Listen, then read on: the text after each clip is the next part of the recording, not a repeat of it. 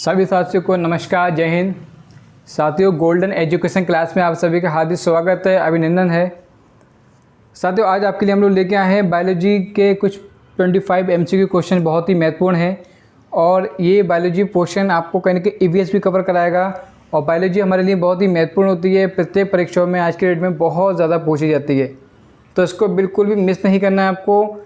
बहुत सिलेक्टेड प्रश्न लिए गए हैं, आगे की सीरीज़ आपको हम वही प्रोवाइड करेंगे। पहले इन 25 सीरीज़ को आप अच्छे से कीजिए और देखिए कि आपने जो अब तक पढ़ा है कितने क्वेश्चन ठीक जाते हैं आपके, तो आपको कहीं ना कहीं उसका रिवीजन भी हो जाएगा। और कमेंट बॉक्स में बताइएगा कि आपके कितने क्वेश्चन ठीक गए हैं, कितने क्वेश्चन गलत गए हैं। और बहुत ही महत्वपूर्ण सीरीज ली गई है, तो इसलिए एक भी क्वेश्चन को मिस नहीं करना है आपको। अच्छे से कीजिएगा, ध्यान से कीजिएगा, बहुत ही बेनिफिशियल है। चलिए बात करते हैं, फर्स्ट क्वेश्चन पे आते हैं बेटा हम लोग। फर्स्ट क्वेश्चन दे रखा है हमारा, एक जीन एक एंजाइम सिद्धांत किसके प्रतिपादित किया था। एक जीन एक एंजाइम सिद्धांत किसने प्रतिपादित किया था? मेंडल ने किया था, मॉर्गन ने किया था, डार्विन ने किया था, या बीडल एंड टेटम ने किया था? किसने किया था भैया बताइए? एक जीन एक एंजाइम, देखिए यहाँ पे एक जीन एक एंजाइम, दो चीज़ की बात चली तो ध्यान रखना। Option number D is right answer, Beadon और टेटम। ये इसलिए बताया आपको, एक थोड़ा याद करने का आपको ट्रिक ध्यान रहेगा कि एक जीन एक एंजाइम, मतलब दो लोगों की बात की तो दो लोग कौन कौन हमारे? बीडन और Tetam. Option number D is right answer. Next question की बात करते हैं कि आधुनिक आनुवंशिकी जनक माना जाता है। आधुनिक आनुवंशिकी का जनक किसको माना जाता है? ग्रीगर मेडल को, वाटसन एंड क्रिस को, विलियम बेटसन को, या कॉर्नबर्ग को? भैया किसको माना जाता है? आधुनिक आनुवंशिक जनक जो माना जाता है किसको माना जाता है? मेंडल को, ठीक है, ग्रीगर मेंडल को। Option number A is a right answer. Next question की बात करते हैं बेटा, आनुवंशिकी की आधारभूत इकाई जीन का सबसे पहले प्रयोगशाला में संश्लेषण किया था। भैया किसने किया था? देखिए जरा ध्यान से कि वाटसन और क्रिक ने किया था, ग्रीगर मेंडल ने किया था, ऑर्थर कॉर्नबर्ग ने किया था, या इनमें से किसी ने नहीं किया था? तो किसने किया था सबसे पहले प्रयोगशाला में संश्लेषण? वो किया था ऑर्थर कॉर्नबर्ग ने। किसने किया था? Arthur Kornberg. Option number C बिल्कुल करेक्ट आंसर है इसका, ठीक है। नेक्स्ट क्वेश्चन की बात करते हैं बेटा, वह गुणसूत्र जो मनुष्य में लिंग का निर्धारण करता है उसे लिंग गुणसूत्र कहते हैं। भैया कैसे कहते हैं लिंग गुणसूत्र? देखिए जरा, कोई अन्य गुणसूत्र के नाम से क्या कहा जाता है? इफ्रोजोम, बहुसूत्र, विषम सूत्र, या अलिंग सूत्र? किस सूत्र के नाम से जाना जाता है इसको? देखिए ध्यान से, तो इसके अन्य गुण जो होते हैं वो कौन सा होगा आपका? अलिंग सूत्र, ठीक है। Option number D is the correct answer. Please channel को लाइक जरूर कर दीजिएगा और सब्सक्राइब करना बिल्कुल ना भूलें। अगर चैनल को अब तक सब्सक्राइब नहीं किया तो कर दीजिएगा, ताकि आपको प्रत्येक नोटिफिकेशन प्राप्त होते रहें। निम्नलिखित में से कौन सी बीमारी आनुवंशिक है? हीमोग्लोबिया है, हीमोफीलिया है, फिनाइलकेटोनुरिया है, दांत कोशिका रक्त न्यूनता है, या इसमें से सभी है? तो भाई बताइए कौन सा है?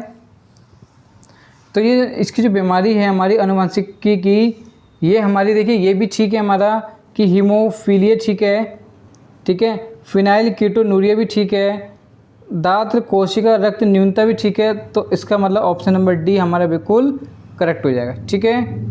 नेक्स्ट क्वेश्चन की बात करते हैं, क्वेश्चन नंबर 6 पे आते हैं। एक स्वर्ण वर्ग स्त्री एक काले पुरुष से विवाह करती है, उसके 4 बच्चे होते हैं, 2 लड़के और 2 लड़कियां। किस अनुपात में ये बच्चे काले होंगे? भैया बहुत ही महत्वपूर्ण प्रश्न है, थोड़ा हंसी भी आएगी लेकिन बहुत ही महत्वपूर्ण है, इसको ज़रा ध्यान से समझिएगा। प्रश्न बहुत ज़्यादा परीक्षाओं में पूछा गया है, तो ऐसे अगर क्वेश्चन आते हैं तो भैया ना तो ये होगा, ना ये होगा, ना ये होगा, इसका मतलब इसमें से कोई नहीं, इसका आप कोई अनुपात नहीं लगा सकते। पहली बात तो ये होगा, ठीक है। वो डिपेंड करता है कि एक अलग साइकोलॉजी है, ठीक है, तो इस पे आप परसेंटेज का कोई खेल नहीं है। नेक्स्ट क्वेश्चन की बात करते हैं, कुछ मानव रोग आनुवंशिक तौर से नियंत्रित होते हैं, ये सबसे पहले किसने प्रमाणित किया था? भैया किसने प्रमाणित किया था? ए गेराल्ड ने किया था, ग्रीगर मेंडल ने किया था, या वाटसन और क्रिक ने किया था, या विलियम बेटसन ने किया था? किसने किया था बताइए? तो ये जो किया था वो किया था ए गेराल्ड ने किया था, ठीक है। किसने किया था? ए गेरार्ड ने किया था। क्वेश्चन नंबर 8 पे आते हैं। इनमें से कौन सी बीमारी आनुवंशिकी द्वारा नियंत्रित होती है? भैया कैसे होती है नियंत्रित, देखिए जरा, इनमें से कौन सी बीमारी आनुवंशिकी द्वारा नियंत्रित होती है? ल्यूकीमिया, अरक्ता, इलेक्ट्रोनुरिया या इनमें से सभी? तो किससे होती है, ज़रा देखिए, ये होती है हमारी option number C is the correct answer, electronuria. ठीक है, इलेक्ट्रोनुरिया। ये नहीं कि उपरोक्त सभी लगा जल्दी टिक मार दिया, देखा ही नहीं, पढ़ा नहीं, तो ऐसा नहीं। थोड़ा सा इसके बारे में देखिए, हमेशा कुछ चीज़ ध्यान रखिएगा, जब भी क्वेश्चन नहीं वाले आए तो उसको ध्यान से पढ़ेगा, उपरोक्त में से वाला क्वेश्चन आए तो ध्यान से पढ़ेगा। कभी कभी आते हैं कि both a and both b, उसको ध्यान से पढ़िएगा, क्योंकि ज़रूरी नहीं है कि जैसे ये क्वेश्चन आया आपने तुरंत उसको टिक कर दिया। आपको ये ध्यान रखना पड़ेगा कि वो सेंसिंग उसकी वर्किंग क्या करेगी, उसके अकॉर्डिंग आपको उसका आंसर देना है। जब करेक्ट आंसर तभी दे पाएंगे जब आपको उसके बारे में नॉलेज होगी। ठीक है, नेक्स्ट क्वेश्चन की बात करते हैं। जीवाणु भोजी कौन होते हैं? जीवाणु भोजी कौन होते हैं भैया? ये कैसे होते हैं? एक प्रकार की मिट्टी के जीवाणु या जीवाणु में संक्रमित करने वाले विषाणु, मनुष्य को संक्रमित करने वाले परजीवी विषाणु या प्रस्ताव में वृद्धि करने वाले विषाणु। भैया कौन से होते हैं बताइए? तो ये जो होते हैं वो होते हैं हमारे जीवाणु को संक्रमित करने वाले विषाणु। ठीक है, नेक्स्ट क्वेश्चन की बात करते हैं। निम्न में से अंडे देने वाले स्तनधारी कौन है? निम्न में से अंडे देने वाले स्तनधारी कौन है? भैया कौन है स्तनधारी अंडे देने वाले? ऊद बिलाल, ओपोसम, कंगारू या डक बिल्ड प्लेटिपस? कौन है इसमें से भैया बताइए? ऑप्शन क्वेश्चन नंबर 10 का option number D, duck billed platypus. ठीक है, अंडे देने वाले स्तनधारी, वरना बहुत कम ऐसे होते हैं जिन जो स्तनधारी होते हैं वो अंडे देते हैं। ठीक है, नेक्स्ट क्वेश्चन की बात करते हैं हम लोग। विश्व में सबसे बड़ा जीवित पक्षी है?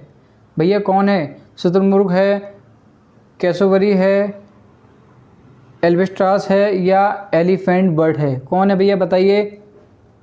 तो विश्व में सबसे बड़ा जीवित पक्षी जो है वो है हमारा शुतुरमुर्ग। ऑप्शन नंबर ए बिल्कुल ठीक है इसका। भारत में पाए जाने वाला एकमात्र कपी है। भारत में पाया जाने वाला एकमात्र कपी है भैया कौन सा? गोरिल्ला, चिंपांजी, ओरांगुटान या हुला गिब्बन? कौन है भैया इसमें से बताइए? तो आपके जो हैं साहब ये हैं hula Gibbon. Option number D बिल्कुल ठीक है इसका। रेडियो निर्वृत्ति साधारण निम्न आयु में होती है? किन में होती है? 30 से 35 वर्ष, 35 से 40 वर्ष, 40 से 45 वर्ष और 45 से 50 वर्ष। किस में होती है? ये होती है 45 से 50 वर्ष में होती है। ठीक है, ऑप्शन नंबर डी बिल्कुल ठीक है। रेडियो निर्वृत्ति साधारण निम्न आयु। ठीक है, ध्यान रखना है, अगर क्वेश्चन का भी मिस्टेक लगे आपको तो उनका स्क्रीनशॉट लेके भी रख लीजिए ताकि आपको ध्यान रहे, क्योंकि ये बहुत ही सिलेक्टेड प्रश्न हैं और काफ़ी जगह से आप परीक्षाओं से ये कलेक्ट करे गए। ताज़े निकले मूत्र में कोई खास गंध नहीं आती, लेकिन कुछ समय बाद उसमें अमोनिया जैसी तेज गंध आने लगती है, क्योंकि यूरिया अम्ल और यूरिया अमोनिया में बदल जाते हैं। जीवाणुओं द्वारा यूरिया अमोनिया में बदल जाते हैं, यूरिया चक्र से यूरिया अमोनिया में बदल जाते हैं, या यूरिक एसिड या यूरिक अम्ल यूरिया और क्रिएटिन और अमोनिया में परिवर्तित हो जाते हैं। बताइए इसका करेक्ट आंसर कौन सा होगा? बहुत ही महत्वपूर्ण प्रश्न है, इसको बिल्कुल मिस नहीं करना है आपको। तो ऑप्शन नंबर बी बिल्कुल ठीक है इसका। जीवाणुओं द्वारा यूरिया अमोनिया में बदल जाता है। किसमें? जीवाणु द्वारा यूरिया अमोनिया में बदल जाता है। ठीक है, बहुत ही महत्वपूर्ण प्रश्न है, इसको जरूर ध्यान रखिएगा। इनमें से कौन सा कोशिकांग श्वसन क्रिया से संबंधित है? कौन है भैया? हरित लवण, केंद्रक, राइबोसोम या माइटोकॉन्ड्रिया? कौन है भैया इसमें से बताइए? तो ऑप्शन नंबर डी बिल्कुल ठीक है, माइटोकॉन्ड्रिया। ठीक है, इनमें से कौन सा कोशिका श्वसन की बात कर रही है? तो माइटोकॉन्ड्रिया। ठीक है, नेक्स्ट क्वेश्चन की बात करते हैं क्वेश्चन 16 पे कि हृदय की मरमर का कारण है। हृदय की मरमर का कारण क्या कारण है भैया बताइए? छोटी महाधमनी, हृदय धमनी, धनास्त्रा, कपाट में लीक या इनमें से कोई नहीं? तो कौन सा होगा हृदय मरमर का कारण? मतलब कपाट में लीक। ठीक है, चमड़ा निकाला जाता है सिर्फ चर्म से, चर्म और अधिचर्म दोनों से, चर्म और अपरक्त वसीय उक्त से या उपरोक्त सभी से। किससे निकाला जाता है भैया बताइए, बहुत ही महत्वपूर्ण प्रश्न है सब, ये मिस नहीं करना है, प्रैक्टिकल लाइफ से इंपॉर्टेंट है। तो चमड़ा निकाला जाता है सिर्फ चर्म से, किससे, सिर्फ चर्म से। नेक्स्ट क्वेश्चन की बात करते हैं बेटा, वयस्कों में श्वेत रुधिर कोशिकाओं और लाल रुधिर कोशिकाओं का औसत अनुपात क्या है। भैया क्या होता है इसका अनुपात, तो इसका जो अनुपात होता है 1:700, ठीक है, 1:700। तो ध्यान रखना आपको, बहुत ही महत्वपूर्ण सीरीज है आपके लिए, आप इसको बिल्कुल भी मिस नहीं मत कीजिएगा। सभी जीव अपनी प्रारंभिक अवस्थाओं में से एक कोशिकाएं होती हैं, निम्नलिखित में से कौन सी ऐसी कोशिका है। भैया कौन सी है, अंडाणु है, युग्मज है, शुक्राणु है, ये शुक्राणु कोशिका है, कौन सी है भैया बताइए जल्दी से। बिल्कुल ठीक है कि बी, ऑप्शन नंबर बी बिल्कुल ठीक है कि युग्मज, ठीक है। प्राथमिक अवस्था में से एक कोशिका होते हैं, कौन सी, युग्मज। नेक्स्ट क्वेश्चन की बात करते हैं हम लोग कि तारपिन प्राप्त किया जाता है चीड़ से, ओक से, देवदार से या अशुद्ध पेट्रोलियम से। किससे किया जाता है ये, चीड़ से। तारपिन प्राप्त किया जाता है किससे, चीड़ से। चलिए क्वेश्चन नंबर 21 पर आते हैं, लेकिन उससे पहले आपको एक बार बता दें हम कि प्लीज़ चैनल को लाइक ज़रूर कर दीजिएगा, ठीक है, और सब्सक्राइब करना बिल्कुल ना भूलें, ताकि आपको सभी नोटिफिकेशन पास होते रहें। आपके लिए हमने सब प्ले लिस्ट बना दी है, ताकि उसी प्ले लिस्ट के हिसाब से आपको सभी क्वेश्चंस प्राप्त हो जाएं। बताइए सबसे छोटी जीवित कोशिका कौन सी है, विषाणु की, जीवाणु की, कवक द्रव्य की या फफूंदी की। किसकी है, कवक द्रव्य की। सबसे छोटी जीवित कोशिका कौन सी है, कवक द्रव्य की। कपास रेशा प्राप्त होता है बीजों से, पत्तियों से, तने से या फलों से। किससे प्राप्त होता है, ये होता है हमारा बीजों से, ठीक है। कपास रेशा किससे प्राप्त होता है, बीजों से। नेक्स्ट क्वेश्चन की बात करते हैं कि किस देश को दुनिया का सकरा कटोरा कहा जाता है। क्यूबा, भारत, अमेरिका या इनमें से कोई नहीं। किससे कहा जाता है भैया बताइए, बताइए भैया किससे कहा जाता है। बहुत ही महत्वपूर्ण प्रश्न है, मिस नहीं करना आपको बिल्कुल भी। तो ऑप्शन नंबर 23 का ए बिल्कुल ठीक है, क्यूबा। किस देश की दुनिया का सकरा कटोरा कहा जाता है, क्यूबा, ठीक है। इनमें से कौन सा राज्य भारत का सबसे बड़ा कॉफ़ी उत्पादक है। भैया बहुत बड़ा, ठीक है, बहुत बड़ा कॉफ़ी उत्पादक कौन है, कौन सा राज्य है, केरल है, कर्नाटक है, उड़ीसा है, पश्चिम बंगाल, कौन सा, जल्दी से बताइए। तो बिल्कुल ठीक है कि कर्नाटक जो है वो सबसे बड़ा कॉफ़ी उत्पादक है, ठीक है।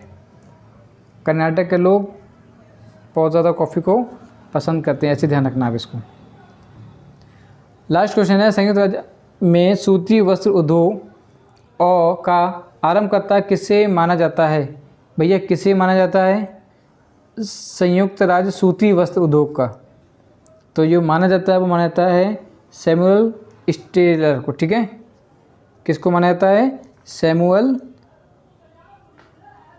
इलेटर को। तो ऑप्शन नंबर बी बिल्कुल ठीक है इसका। ये 25 MCQ सीरीज आपकी कंप्लीट हो चुकी है। प्लीज़ चैनल को लाइक और सब्सक्राइब जरूर कर दीजिएगा। बहुत बहुत धन्यवाद, थैंक यू।